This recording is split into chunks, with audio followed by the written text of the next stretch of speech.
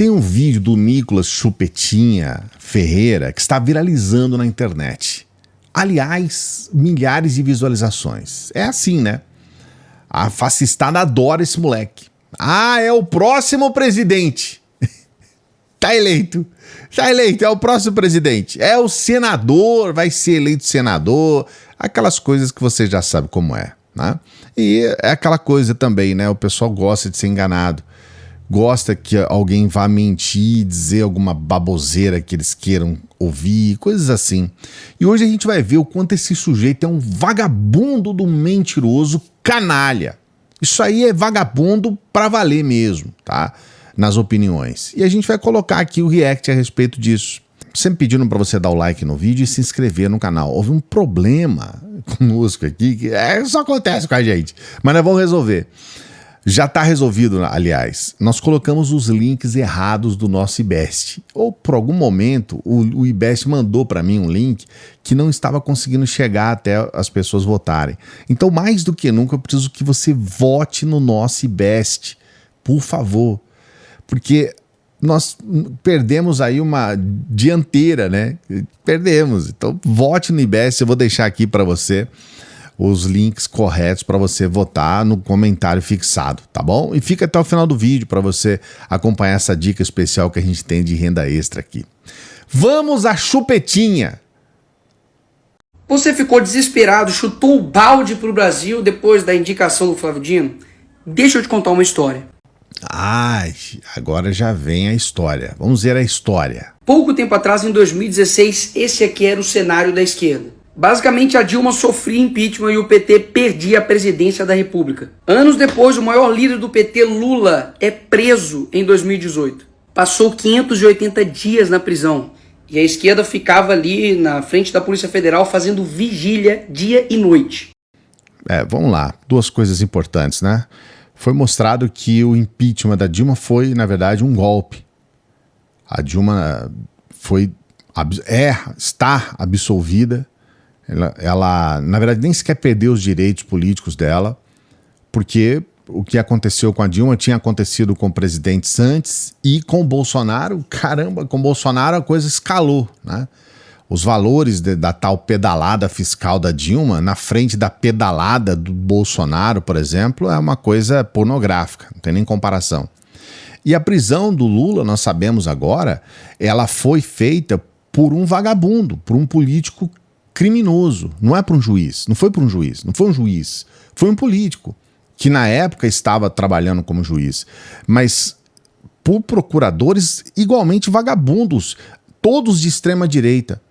Então, aqueles que estavam fazendo vigília na época estavam corretos, porque eles estavam percebendo, assim como nós colocamos inúmeras vezes aqui no canal, de que eles estavam, o próprio Lula, né, estava sendo injustamente preso. Então isso não tem como mudar, essa é a realidade, é só ver o que é a Vaza Jato. E o resto da história, vocês já sabem. Mas vamos voltar um pouquinho. Lá em 1990, Lula fundava o Foro de São Paulo. Aí temos a questão do Foro de São Paulo, que é algo que a extrema-direita fala o tempo todo, né?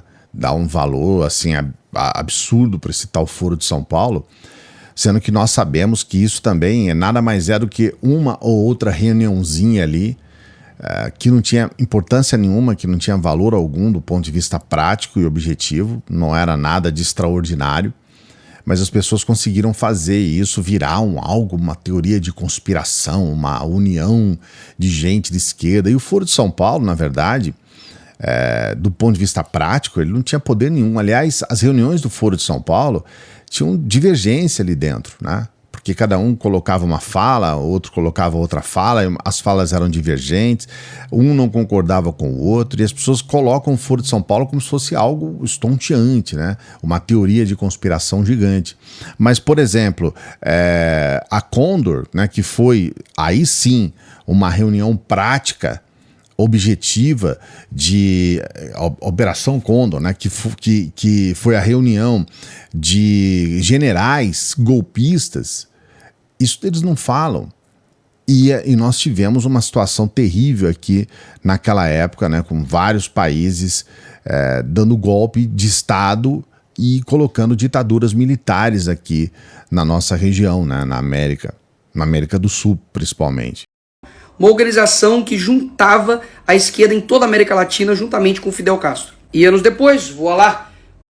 Bom, o Fidel Castro também está na América Latina, tá? Praticamente todos os presidentes da América Latina eram de esquerda. Agora... Tá, não, mas espera aí. Eles, na época, não eram todos, mas muitos foram de esquerda. Porém, depois, eles não continuaram no poder. E mudou tudo. Então, naqueles mesmos países onde tinham presidentes de esquerda, passou a ter presidentes de direita. No caso aqui do Brasil, até de extrema direita. Então, mesmo que houve uma situação na América em que, de fato, muitos se elegeram, a democracia fez com que houvesse uma mudança. E, sabe, se eles tivessem tanto poder assim, eles teriam continuado. Exatamente como fizeram os presidentes golpistas. Eles teriam continuado. Na verdade, eles foram eleitos e depois os adversários também foram eleitos, depois foram reeleitos. Então, colocar apenas aquilo é um discurso barato e ruim, porque não mostra exatamente a realidade como ela é.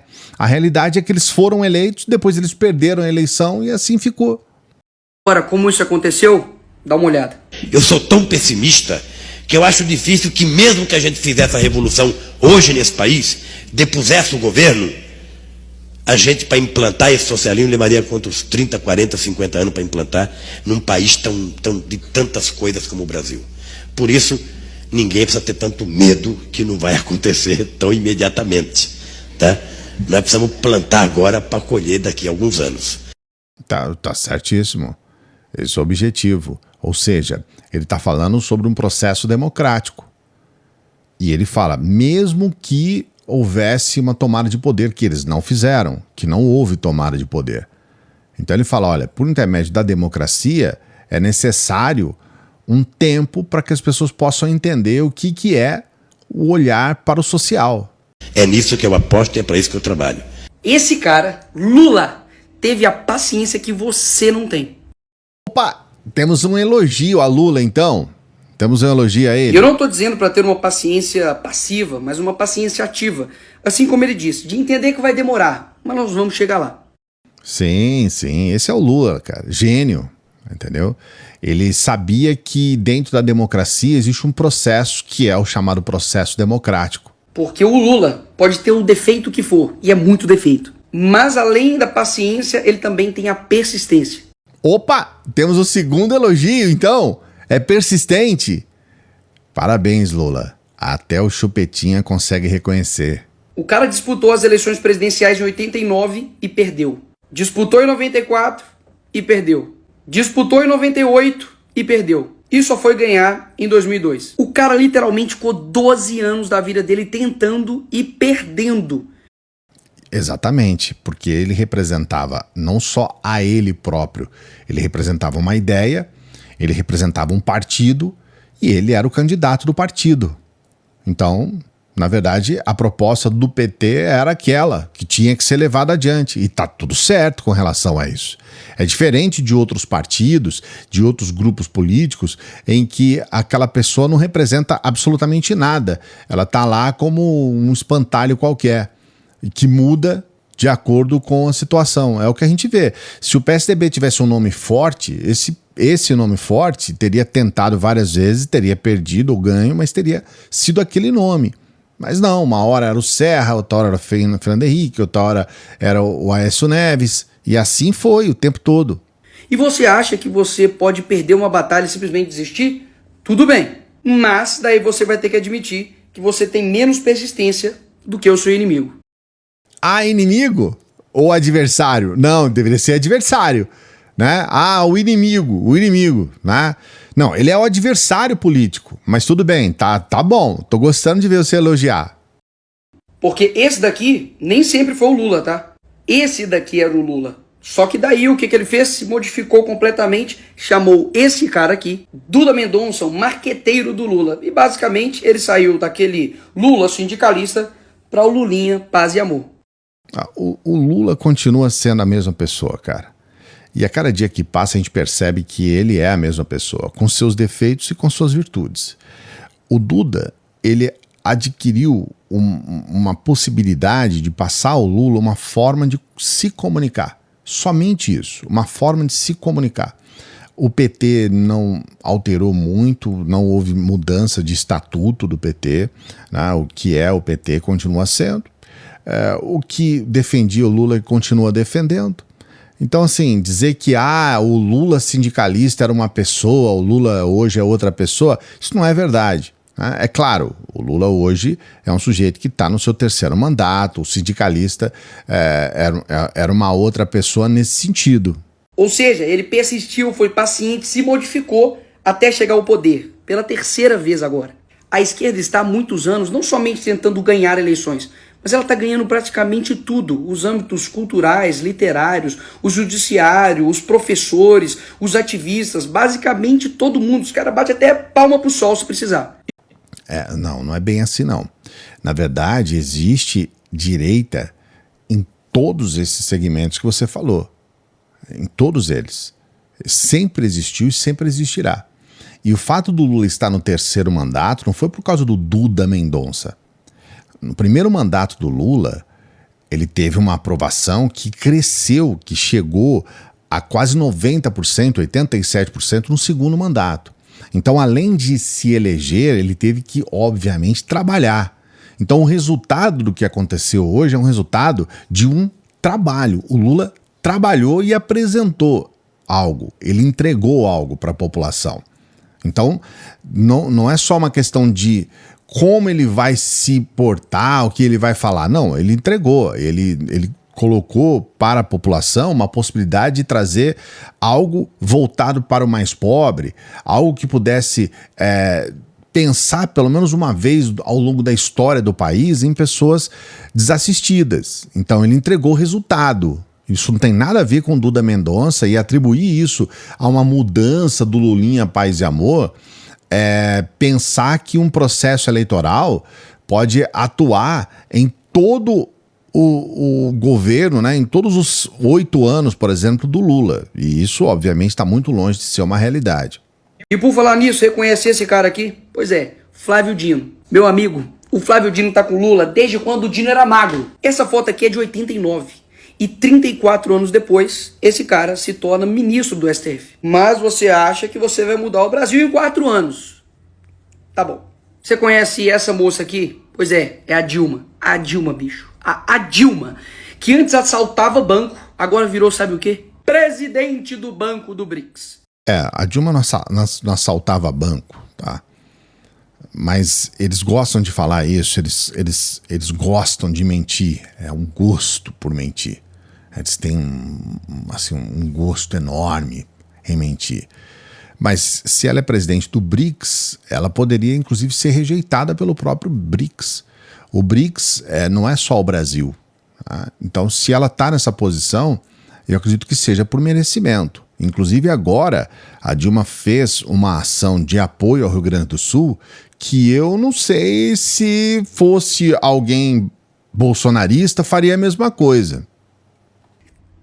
Presidente, ganhando nada mais nada menos do que uma bagatela de R$290 mil por mês. E ainda tira onda dizendo que tem que andar assim de primeira classe. Mas o teu ministro aí da educação, o Entraub, ele também ficou em um cargo muito importante do ponto de vista econômico, morando nos Estados Unidos, ganhando uma grana bacana, e era um sujeito claramente incompetente, um ministro da educação que não sabia escrever. Então, cara, esse é o preço. E o cargo é esse. Você não vai pensar que esse valor de remuneração foi criado exclusivamente para remunerar a Dilma, né? De primeira classe. Lógico, claro, querido. Eu sou presidente de banco, querido. Bicho, se isso daqui conseguiu vencer na vida, você também pode. Isso daqui. O cara olha para ela, isso daqui. No sentido de desconsiderar a história dessa mulher. Isso daqui que você diz foi eleita 2 vezes presidenta. E não foi à toa, não. Se você pegar os números do Dilma 1, você vai entender por que ela foi reeleita. Os números dela não foram atingidos pelo seu Jair Bolsonaro. O Jair Bolsonaro não chegou nem perto dos números do Dilma I. Ela foi reeleita porque ela realmente trouxe resultado. Não fosse o que aconteceu depois, porque as pessoas falam a respeito da questão do golpe, não é golpe, não fala que é golpe, mas é só a gente ver o que foi a ação do Eduardo Cunha na frente da Câmara. Ele não deixou passar absolutamente nada de ações que a Dilma tomou. Ele colocou as chamadas pautas bombas, que foram feitas não contra a Dilma, foram feitas contra o país, mas que fizeram o país entrar numa recessão que até hoje a gente está sentindo. Então, além de não aprovar as ações necessárias para que pudesse consertar o país, eles começaram a aprovar pautas bomba, justamente para fazer com que as pessoas odiassem a Dilma. E aí hoje vem um moleque desse, um imbecil, moleque não é, né? Porque na idade dele, meu filho já estava com 8 anos. Então ele já é adultinho já. Daqui a pouco tá com 30 anos aí. Não é moleque não. Mas age como criança. E aí, isso daqui, fala isso daqui. Não é possível que a Dilma não desistiu e você desistiu. Então eu sei que o cenário está horrível. Mas desistir, parar, desanimar é exatamente o que essa galera quer que você faça. E eu sei que dá uma raiva, uma indignação quando a gente vê as pessoas que deveriam nos representar, na verdade, nos traindo. Dá uma raiva, né? A raiva faz parte, né? O ódio faz parte de vocês. Como diz o Jordan Peterson, se você acha que homens durões são perigosos, espera até ver do que são capazes os homens fracos. E quanto homem fraco e sem caráter por 1 metro quadrado tem na política. É impressionante. Eu tô olhando pra um aqui, né? Tô vendo um sem caráter aqui do meu lado. E nas próximas eleições, a gente tem que aprender de uma vez por todas, não em votar em pessoas mais ou menos de direita. Ou é nosso ou tá fora. Porque a gente tá vendo o prejuízo que homens fracos geram pra nossa nação. Não pode ser de direita, tem que ser de extrema direita. Aí tá perfeito. Não tô falando só do biografia, não. Tô falando de muitos que se elegeram como se direita e agora traíram seus eleitores. E eu sei que tem muitas pessoas que cobram a oposição dizendo: vocês não falaram que seria o maior congresso conservador de todos os tempos. Cadê vocês agora? Vamos lá, porque pode estar tendo uma confusãozinha aí. Se alguém disse que nós teríamos o maior congresso conservador de todos os tempos, acreditando que nós iríamos mudar tudo e que a esquerda não teria poder, essa pessoa foi mentirosa com você. Mas foi você que falou. Foi você que falou isso. Então você foi mentiroso. Então você está assumindo que você foi mentiroso. Porque não só você, como todos da extrema-direita falaram isso. Que seria o maior. Você no primeiro dia você falou isso. Que nada ia passar. Que vocês iam impedir que tudo acontecesse ali dentro. Que vocês assumiram que ia trabalhar contra o país. E foi você que disse isso. Agora, afirmar que nós temos o maior congresso conservador de todos os tempos não é mentira. Até mesmo porque há pouco tempo atrás o Congresso era assim. Basicamente Jair Bolsonaro e alguns outros que lutavam de fato pela direita. Não, isso aqui tem uma mentira vagabunda mesmo. Aqui é mentira real. Porque o Congresso sempre foi de direita. Nunca houve um momento na história do Brasil, desde quando o Brasil é Brasil, que o Congresso foi de esquerda. Nunca. O fato do Bolsonaro falar sozinho lá, para gravar vídeo, era sinal não de virtude, mas era sinal de que esse cara sempre foi esta merda aí, com perdão da palavra. Ele sempre foi isso daí. Sempre foi um cara que falou sozinho ali dentro. E isso não é virtude, não. Isso é porque ele nunca conseguiu fazer o papel de um político, que, acima de tudo, tem que ser considerado também um papel de diplomacia, de conversa, de diálogo, de debate. Na verdade, ele era um cara que se auto-isolou muito pelo comportamento vagabundo dele, pelo comportamento canalha dele.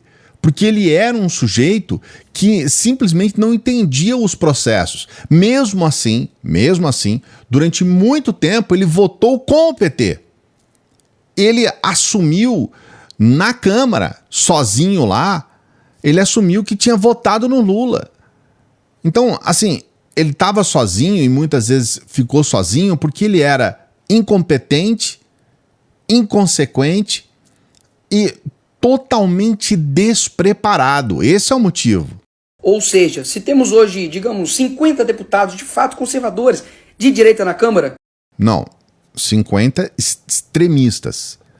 50 extremistas vagabundos. É isso que a gente tem. 50 candidatos à prisão, que tem que ser preso, porque são contra a democracia. Porque são contra o país. Estão lá para falar contra o Brasil. Já é maior do que tudo que nós tivemos antes. Não, não é maior. Mas em termos de extremistas, talvez eu concorde com você. Nós estamos com uma Câmara com uma quantidade enorme de extremistas ali dentro. Agora, dizer que são de direita, que é maior do que a bancada de... Isso é maior do que a bancada de direita. O Congresso sempre foi. Já lá atrás, o Lula falava isso. São 300 vagabundos com anel de doutor. Ele já dizia isso. E sempre foi assim. Eu tinha R$10, agora eu tenho 100. Mas eu tô longe de ser bilionário. É tipo isso. Fim da história. Eu te chamo para você ter uma noção real do que está acontecendo. A guerra de fato é assimétrica. Eles são muito mais poderosos que nós. Mas isso não é motivo para desistir. Afinal de contas, eles não desistiram. E se você fizer isso, você vai estar fazendo exatamente o que eles querem. Faça o teu chamado, cumpra seu propósito, cuide da sua família, ore, esteja perto de Deus. E talvez a gente deixe um pouquinho melhor do que o que está agora. E não fica ouvindo essa galerinha que fala nada do que fizer vai resolver. Sabe por quê? Porque essas pessoas basicamente só têm inveja da tua determinação. Quero mudar um pouquinho essa frase aqui para acabar. Quer agradar o teu inimigo? Não faça nada, não diga nada, não seja nada, não lute por nada. Entenda uma questão importante. Na política nós não temos que ter inimigos, a gente tem que ter adversário. Não há inimigos na política. Quem fala a respeito de inimigos na política são os extremistas, tanto extremistas de direita quanto de esquerda. O problema é que agora nós temos quase que exclusivamente extrema direita no país. E essa extrema direita ruidosa, ela quer tratar os seus adversários como inimigos. E com isso, eles destroem o país, porque para eles não interessa se o país está numa situação melhor. Eles querem que esteja ruim. Eles precisam que esteja na lama. Eles têm a necessidade de que o país esteja mal, para que eles possam continuar falando com os seus partidários, porque eles não têm, na verdade, apoiadores. Eles têm gente que dá like, eles têm seguidores. Eles não têm voto, eles têm like. Então, não existe inimigo, existe adversário político. E todos aqueles que foram eleitos devem defender o país. Então, se tem algo importante para o país, assim deve ser a postura daquele que está defendendo o país. Mas não, eles querem defender um grupo específico de extrema-direita. E pior, como a gente viu com o Bolsonaro, eles prejudicam aqueles que são brasileiros, mas que têm um pensamento ideológico parecido com o deles. Então, se eles realmente defendessem o país, eles não iriam prejudicar o país, porque quando prejudicam o país, prejudicam inclusive os seus próprios. Muita gente morreu na pandemia porque o Bolsonaro fez ações criminosas e assassinas. E boa parte dessas pessoas que morreram eram apoiadores do Bolsonaro. Então, fica esse recado aqui, quero saber qual a sua opinião a respeito, né? O que você pensa a respeito de tudo isso. Não se esqueça de dar o like aqui no vídeo e se inscrever no canal. Ajude a compartilhar esse vídeo, né? Tem aqui essa setinha para o lado, você compartilha o vídeo, ajuda bastante o nosso trabalho. Sempre deixo um recado aqui sobre a importância de você ter uma renda extra, um dinheirinho a mais aí no fim do mês que pode te ajudar. Se você quiser ter mais informações, eu deixo sempre esses prints aqui que já são de membros aqui do canal, de inscritos aqui do canal, que já estão ganhando a sua rendinha extra aí, o seu dinheirinho a mais no final do mês. Pense nessa possibilidade de você fazer parte dessa nova profissão, a profissão do futuro.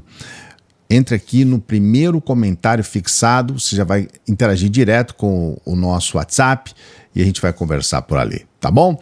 E eu sempre peço para as pessoas que chegam no final dos vídeos três coisas agora, né? A primeira é que você vote lá no nosso IBEST. Por favor, eu vou deixar aqui também no primeiro comentário fixado. A segunda é que você, por favor, faça isso. Por favor, se inscreva no canal, tá? E se você puder, nos ajude também no nosso Apoia-se. Nosso Apoia-se é muito importante porque ali nós temos um grupo de pessoas que nos ajuda a ter condições de ter os nossos gastos aqui mensais, que não são poucos, tá? Então ajude para que a gente possa levar adiante o nosso trabalho. Você também pode nos ajudar com qualquer valor pelo Pix, o valor que você quiser. Claro, se você puder. Sempre deixando claro, nosso material é gratuito para todos. Você não tem a obrigação de ajudar. É só se você percebe que a gente entrega algum conteúdo que, na verdade, ajude o nosso país. Porque nós somos um canal de combate ao discurso de ódio, de combate à desinformação, para fortalecer a nossa democracia. Agradeço a você que sempre nos ajuda. Muito obrigado. Daqui a pouquinho a gente volta. Salve, progressistas. Eu sou o Clayson.